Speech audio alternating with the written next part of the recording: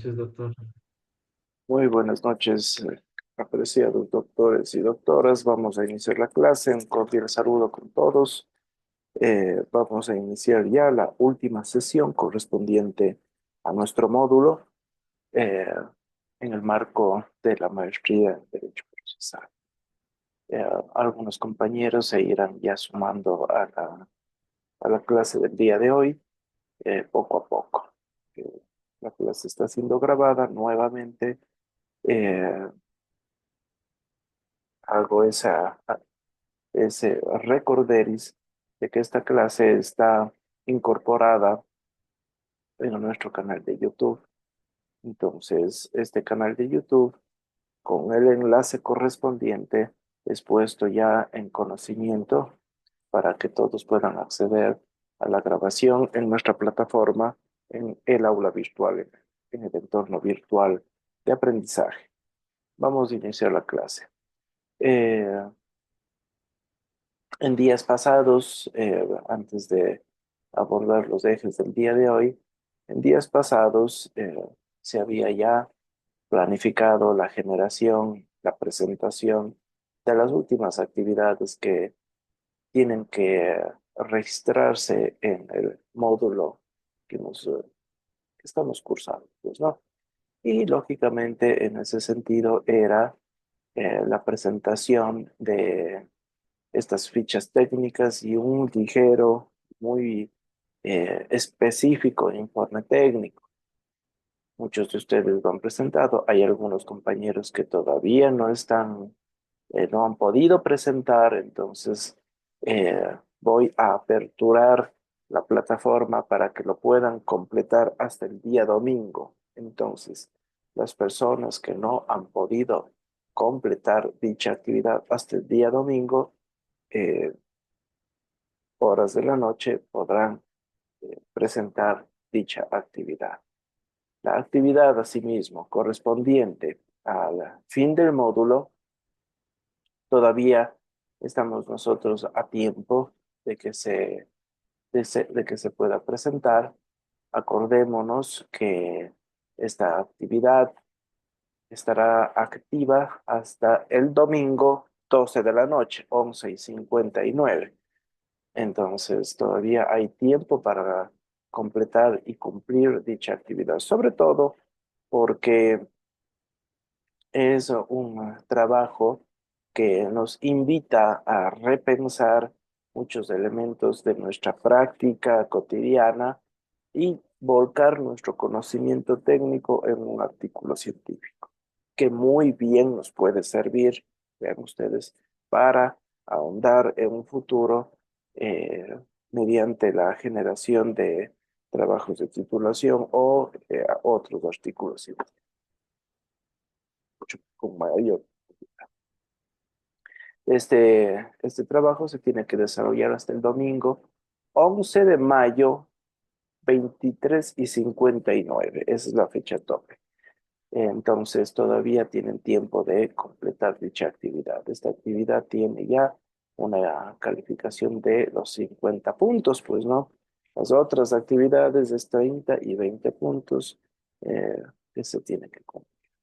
Entonces, por favor, hagamos un último esfuerzo, completemos estas actividades, ya que de ser así, hasta el día martes las notas eh, desearía que ya estén en el sistema cargadas para todos, pero lógicamente para completar dicha actividad de las calificaciones es necesario que ya todos cumplan con las actividades para no estar a la espera de la presentación. Entonces, si es que se presenta a la medianoche de ese domingo, 23:59, el día martes tenemos ya las notas del módulo correspondiente. Entonces, hagamos ese último esfuerzo. Bien, sin embargo, antes asimismo de iniciar con la clase, quisiera consultarles si es que hay alguna inquietud en la elaboración del artículo científico, alguna inquietud que sea necesario esclarecer. sobre el desarrollo del mismo. Entonces, consulto ese aspecto. ¿Tienen alguna inquietud? Me la hacen saber, por favor.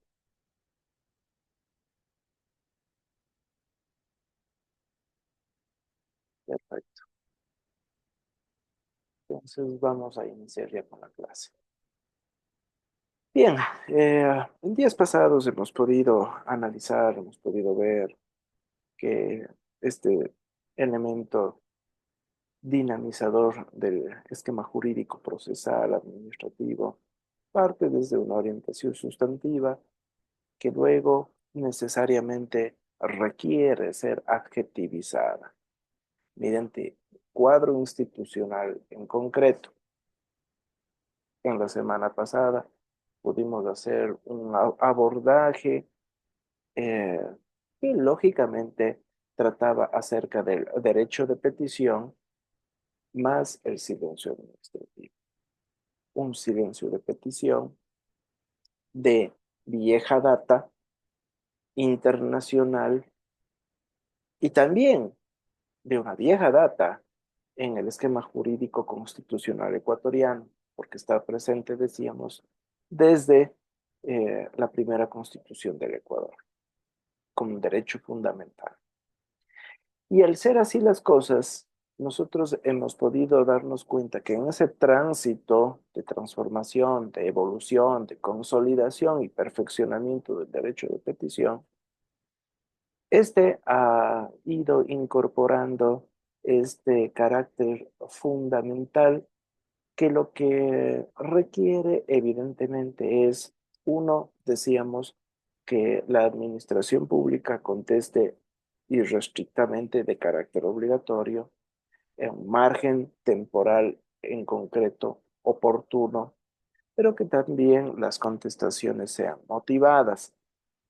Cuando hablábamos inclusive de la motivación, en otras semanas, en otras sesiones, recordemos que recurríamos a fuentes en concreto para moldear y sobre todo para poder visualizar que el concepto de motivación tiene fuentes también, fuentes a las que es necesario acudir para entender bien este concepto del derecho administrativo. Fuentes constitucional, una fuente constitucional, una fuente asimismo infraconstitucional como es el Código Orgánico Administrativo, pero también decíamos que era conveniente rescatar esas fuentes de los precedentes y ahí volcábamos la atención a ese precedente de la Corte Constitucional 1158 con todos los indicadores y elementos orientadores que nos propuso la Corte.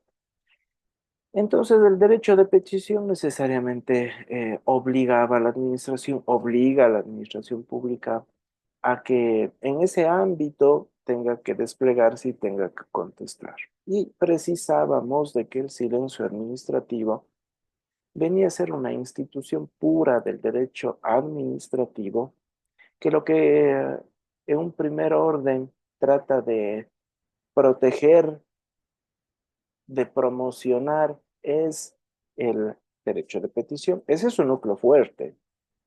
El silencio administrativo está dispuesto precisamente para proteger el derecho de petición, para protegerlo. Ese sería su núcleo duro. Pero claro, hay un núcleo externo que eh, ahí podemos nosotros visualizar que también el silencio administrativo combate a la arbitrariedad, combate a que exista una excesiva discrecionalidad, combate eh, en la violación del derecho fundamental a la buena administración pública. Ese es un núcleo externo, pero el núcleo duro, decimos que el silencio administrativo protege el derecho de petición.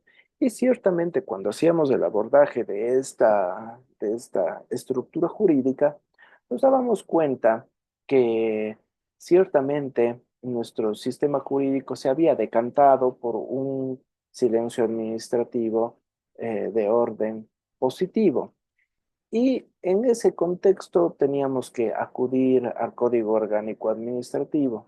Código Orgánico Administrativo que incorporaba un modelo ya decantado con una tradición previa, porque Ecuador ha tenido el silencio administrativo desde varios años atrás, especialmente con la vigencia de la Ley de Modernización del Estado, en donde se le daba a la administración pública el término de 15 días para pronunciarse.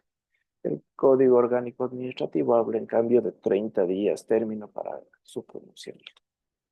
Y por ahí hacíamos referencia de que el silencio administrativo como figura formal del derecho administrativo es necesario ejecutarlo en la vía jurisdiccional, pero para ello era necesario cumplir con exigencias procesales que están dispuestas en el propio Código Orgánico Administrativo. Exigencias procesales que van en un primer orden en el testeo de que no incurrimos en las causales de nulidad del acto administrativo, o sea, eh, fundamentalmente que el acto que van a hacer eh, no sea contrario a la Constitución o a la ley, que se originen o constituyan infracciones penales, que estemos pasando por alto eh, la competencia administrativa, que se ha dictado fuera del tiempo para ejercer esa competencia, etcétera. Que se generen situaciones imposibles o que se exijan situaciones imposibles. Nosotros tenemos que hacer un testeo a tono con el artículo 105 del Código Orgánico Administrativo, el primer filtro. Pero por el otro lado decíamos que esa demanda de ejecución debe incorporar como fundamento a la misma esos requisitos de procedibilidad, que en este supuesto es la declaración juramentada, en donde el administrado indicaba expresamente que su petición no ha sido contestada y que no ha existido la notificación correspondiente dentro del término previsto en la norma, 30 días, y además incorporar el original de la petición.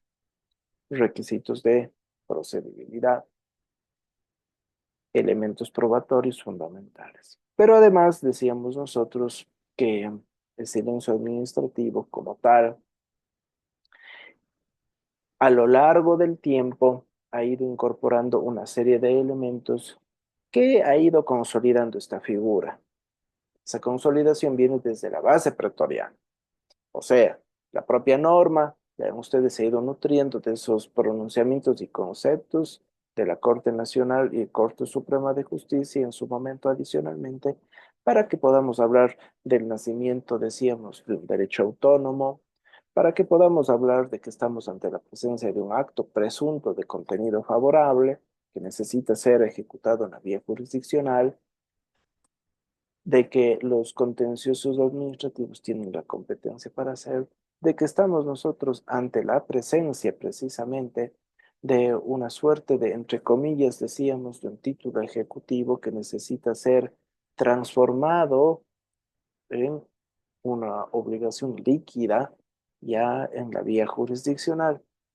Y en ese contexto debíamos tomar en consideración que un modelo procesal que se encuentra en construcción y que se encuentra plasmado en el artículo 370A del COGEB, nos mencionaba y nos sugería sobre todo que esta ejecución de silencio administrativo, de este acto administrativo presunto, debía ser realizado en una audiencia única, en donde ciertamente las partes van a exponer sus argumentos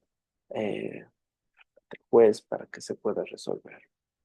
Y lógicamente eso era posible precisamente porque decíamos nosotros que el silencio administrativo era considerado como un título de ejecución, a tono además con el artículo 363 del COGEB. Ciertamente, decíamos adicionalmente que los jueces contenciosos administrativos han tenido que ir construyendo un procedimiento ya a la interna.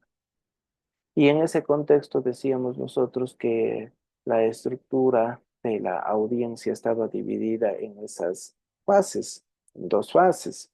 Una fase en donde vamos a lograr un saneamiento y una segunda fase en donde vamos a lograr ya el esclarecimiento de la situación, en donde se conoce la prueba de la falta de contestación para que se dé el alegato final y la solicitud de ejecución.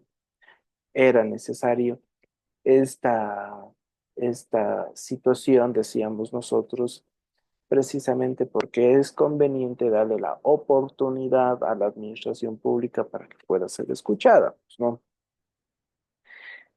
Y lógicamente esa oportunidad se lo lograría en esa fase de saneamiento en donde se da ese análisis de excepciones previas conforme igual a lo que dispone el 153 del COGED. Evidentemente eso ha tenido que ser plasmado, rellenado por parte de los jueces como tal para garantizar que ese juicio de ejecución sea válido. Y bajo ese contexto precisábamos y decíamos que es conveniente que en un futuro nosotros podamos en algún momento ver la conveniencia de que este procedimiento específico para la ejecución del silencio administrativo pueda ser plasmado ya en una norma jurídica y evitar que los contenciosos administrativos a la interna den solución a estos vacíos estructurales y procedimientos. Pero bueno, así están las cosas. Así están las cosas y el silencio administrativo así se lo tiene que realizar hoy por hoy. Ejecución con dos fases, saneamiento, prueba, ejecución. Esa es la cuestión, para garantizar el derecho de las partes procesales para que puedan ser escuchadas. Lógicamente, tomar en consideración esta situación para la práctica profesional. Bien, con este ligero recorderis, ahora vamos a analizar otro tema que es base para que nosotros podamos hablar de la responsabilidad extracontractual del Estado. Eh, Hay dos cuestiones que se deben visualizar y tomar en consideración. La responsabilidad extracontractual del Estado, para que pueda ser abordada, es necesario preliminarmente abordar lo que es la teoría de los servicios públicos. No podemos nosotros hablar la una sin necesariamente acudir a la otra. De hecho, de hecho, uno de los títulos jurídicos de imputación que va a requerir el juzgador para que se pueda hablar de responsabilidad extracontractual del Estado es la falta, la falla, la deficiente prestación de un servicio público. Un título jurídico fundamental que el accionante debe probar. Pero ¿cómo puedo yo probar eso si es que no conozco la base? O sea, ¿qué es un servicio público? Esa es la clave. Entonces, preliminarmente vamos a hablar de los servicios públicos en cuanto tal. Voy a compartirles la pantalla. Entonces,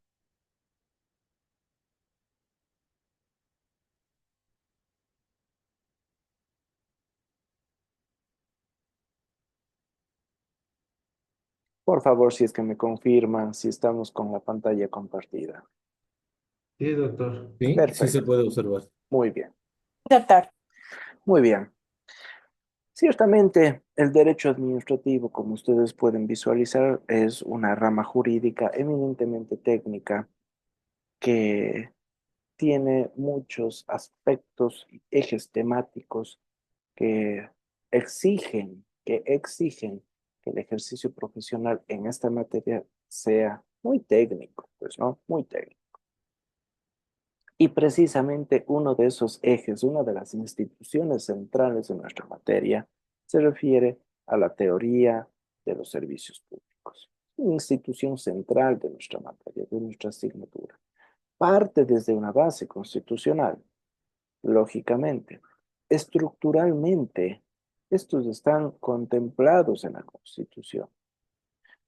Y nosotros nos vamos a dar cuenta que hablar de los servicios públicos es hablar precisamente de un cúmulo de actividades, un conjunto de actividades, todas ellas dispuestas para poder dar atención y sobre todo satisfacer necesidades colectivas. Esas necesidades colectivas son de la más variada índole, pero que todas ellas, lógicamente, están ligadas al cumplimiento de los fines del Estado, cumplimiento de sus fines del Estado. Recordemos que uno de los fines más altos que tiene el Estado hoy en el Ecuador es garantizar, pues, a la ciudadanía, conglomerado social, un estado de bienestar importante, o sea, ese buen vivir, ese suma causa. Y claro, cuando hablamos de eso, de ese concepto, es un concepto etéreo, pues no, un concepto híjole, muy abstracto, pero que esa abstracción nos invita a pensar que el Estado tiene que cubrir las necesidades básicas que le permita desarrollarse normalmente al individuo en su esfera personal. Y para ello, el Estado debe atender primordialmente cierto tipo de derechos que el constituyente consideró que son fundamentales para ese desarrollo del individuo. La salud, la educación, la seguridad social, alimento, el agua, sin desmerecer, evidentemente, el resto de derechos fundamentales, de ese amplísimo catálogo de derechos fundamentales que tenemos hoy por hoy. El constituyente consideró que al menos esos el Estado tiene que garantizar, proteger, mimar, porque en ese proceso es posible satisfacer esas necesidades. Entonces el Estado adquiere una obligación, es su deber garantizarlos, su deber prestarlos. Entonces, precisamente cuando hacemos la lectura de ese artículo 3, número 1 de la Constitución, nos damos cuenta de aquello. Pero claro, el Estado asume esas obligaciones, asume sus deberes y los servicios públicos se presentan para propiciar esa satisfacción de necesidades. Porque si hablamos de un derecho fundamental a la salud, ese derecho fundamental a la salud luego va a verse ejercido, va a verse explicitado mediante la institucionalidad de los servicios públicos de salud.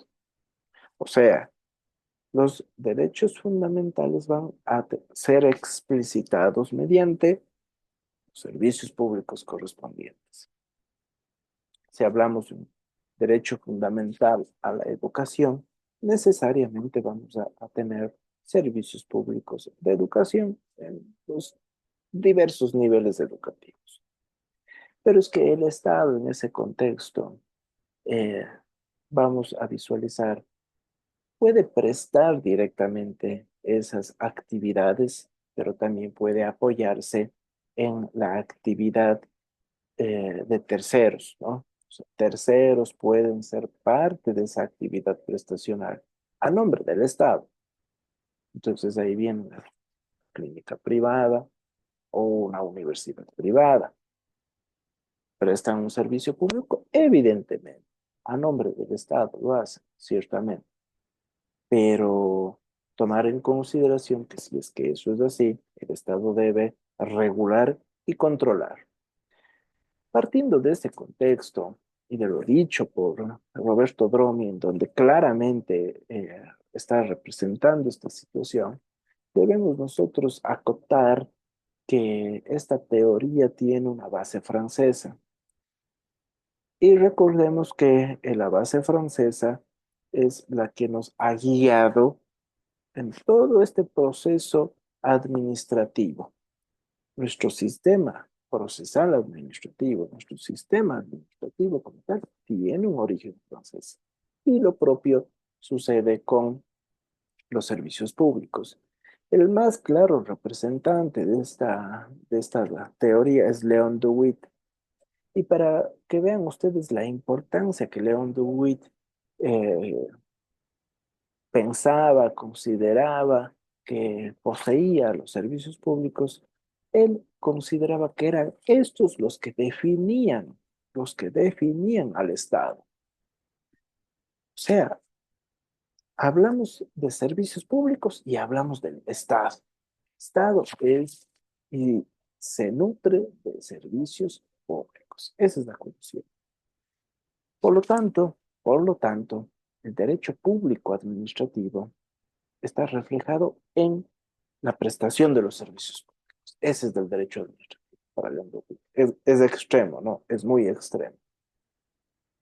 Pero claro, en este proceso de incorporación de esta teoría, propone la necesidad de regulaciones de servicios públicos, de el aseguramiento o vigilancia y el control de esos servicios públicos. Eso quiere decir que la base francesa propicia que la prestación de los servicios públicos no es una actividad así muy a la ligera, son actividades muy técnicas. En ese proceso técnico es necesario regularlo conforme al estado del arte y de la ciencia, diríamos. Ese sería el concepto técnico. La regulación de un servicio público tiene y debe ser realizado conforme al estado del avance y de la ciencia. Si yo soy un prestador de servicio público médico, yo tengo que ser muy receptivo y sobre todo tener mucho cuidado con el cumplimiento de los protocolos médicos establecidos. Por ejemplo, si es que yo voy a realizar transfusiones de sangre, yo tengo que cumplir múltiples protocolos de inyección segura, por ejemplo. Evidentemente, yo no puedo mantenerme al margen de esos protocolos médicos, porque son protocolos que muchos de ellos vienen dados por la Autoridad Sanitaria Nacional, Ministerio de Salud. La regulación viene dada entonces de un conjunto de normas técnicas porque son creados por agentes públicos técnicos, actos normativos, ¿no? Y claro, yo tengo que cumplirlos para que el proceso de prestación sea adecuado y guiado por el principio de calidad. Pero cuando yo dejo de aplicar esos protocolos médicos, esa regulación, el Estado tiene que controlar, porque si es que no hay regulación y luego la contraprestación, control, algo malo puede pasar. El riesgo va a ir despegando y puede terminar en un daño.